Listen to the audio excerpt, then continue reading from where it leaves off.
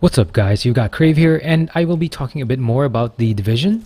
So, the latest State of the Game discussion on the 4th happened about 2 days ago, and well, it did put a positive spin on things. And while it does sound promising, it wasn't what really got my attention that whole stream. I mean, sure, the things you're seeing on your screen right now are the things you can really look forward to, especially in patch 1.2. Well, yeah, the spam check was already evident when I logged in right after the stream, but again, most of the stuff I found interesting in that stream were things we should look forward to in the future.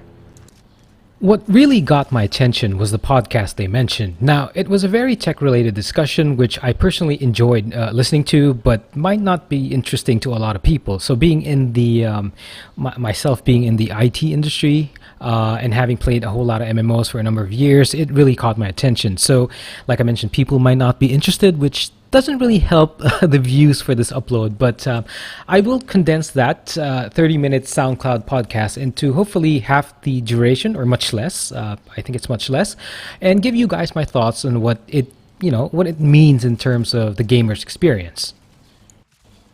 So the technical director for Massive was on point for that podcast, but I didn't quite catch his name. Yeah, that's my bad. But anyway, he mentioned that he was there from the initial inception of the game and is heavily into the design and the inner workings of the Snowdrop engine. So he basically works on the portion of the game that we don't get to see, which doesn't really reduce the importance of what he does. Now, the meat of the podcast for me personally were the topics on the server, the model it follows, and whether the server or the client makes the big decision. So the server is, well, their servers, Ubisoft, and when I say client, it means your installation, your machine, and yeah, so, but even with that, those being my favorite topics, let's quickly mention some things you might be interested in. So, they mentioned that it was their intention to have a seamless experience. So in spite of the loading screens that we sometimes complain about, that was their initial intention. Now, this one's also obvious, but in case some of you might be wondering, yes, there are servers all over the world, and they're comprised of big data centers and smaller ones all working together. And matchmaking in the game is done beforehand, so especially before you enter the dark zone. So this is why you sort of see or hear stuff in the dark zone in spite of being outside of it. Language in matchmaking are not considered, so this is why you see or hear people in chat or voice comms in a different language. So I know that annoys some people. It's the current priority for the system is to prioritize based on ping, server capacity, and when you think about it, ping has been quite good in this game overall. The fifth thing that I think is worth mentioning is that the report feature actually works based on that discussion. So what we're not seeing, though, is the validation that first occurs and additional checks from the system. So the system starts to, when you report a player, the system starts to further track down that player and get more data from that player. And a review has to be done. Otherwise, we'd have false positives or people being banned without, abusing the system. Now let's get into my favorite part of that podcast, which is the network model and the infrastructure of discussion. Yeah, they talked about. And in my last video, I did mention an article which showed some, hinted that some important game functions might be handled on the client side or in your end, which is why it sort of gives the impression that we're seeing all these hacks. Now, this apparently is not the case as mentioned by the tech director. Now, he mentioned that the game follows the traditional server-client model, which in terms of authority, the server does have the final say in what occurs in the game. Now, he goes on to say that the servers have the true state of the game, which means they have the final numbers in terms of the loot numbers, your RNG, the map status, and things of the sort. So, really, this is typical in most online FPS games. So the only difference is the volume of players being considered by the system. So a typical shooter match can have 12 to maybe 64 players. I think that's in Battlefield. But Division servers handle thousands of players, much like a regular MMO. Now, what appears to be causing the misconception is the process or the tolerance level that was put into designing the system. So what happens basically is that the system is made to check for exploits and cheats, and according to the technical director. But what's different about it as opposed to more common systems is that there are more validation actions occurring as opposed to actual server corrections or actual bans, if you want to translate it, or corrections on where you should be positioned in the game. So he mentioned in the podcast that they were more tolerant in terms of the design and were surprised. I think they might have used the term caught off guard by the number of cheaters and hacking. Now, the game basically sees hacks.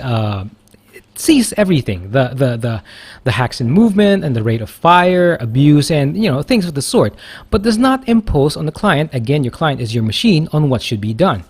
Now they are currently working on it and changing this whole design, and I think we are seeing less of the more obvious, and I'd like to stress less of the more obvious types of hacking, but they are still in discussion on whether to further move the tolerance level depending on those discussions they're having. Oh, by the way, for some reason they did focus on rate of fire abuse, so just be warned that for you guys who abuse rate of fire, they're pretty strict and handing out I think the term is excited, and handing out bans for those scenarios. So, in essence, the system can basically detect cheats and exploits, but acting on the data the system gets is another part they are working on. So, they were actually aware of the mobile cover glitches, but are still trying to determine on how to best address it without piling on the false positives or banning players who use the feature in a very legit manner. Yeah, and I think I've covered it. That's pretty much the summary for the podcast, basically. And overall, this is good information, which explains why the game is, well, the way it is right now. And compared to the streams, which I've been watching every time the system has to, or at least the game has to go under maintenance, this for me has been personally more useful in explaining all the issues in the game that it has at the moment. Now, my only concern here is that they also mentioned that this was in the podcast. They also mentioned that this was known in the game's beta state, and I feel, as mentioned before in two division videos before, they should have basically acted faster. Yeah, I know it does take a while to get these fixes out, and it will involve change processes, environment testing, user acceptance, and all those things. And but I don't know whether they're aware of it, but the first 3 months of a new IP are extremely crucial to sort of have a foundation to build upon, to sort of invite more players to your game. And maybe they're aware of it. I'm sure they should be. They're a company. They've been around for quite a while, massive, and especially they also have Ubisoft behind them. Yeah, they should be aware of it. And I just really hope they implement the server correction and actioning on hackers and exploits. And when they do that, that may or may not negatively affect the gameplay latency or the user experience. It will really depend on how the change in the design of the system or the fixes are implemented. And yep, the technical director was apologetic. And towards the end of that podcast, you could sense that he knew, he was aware of the stuff that was happening, and you could sort of get the feeling that he wanted to make sure that things would be done right in the future. And when you couple that with the recent stream, Ubisoft saying, or Massive saying that they will be more generous with the loot, they do look a bit better for the division in the weeks to come. Well, let's see. Again, this has been Crave. Thanks for watching.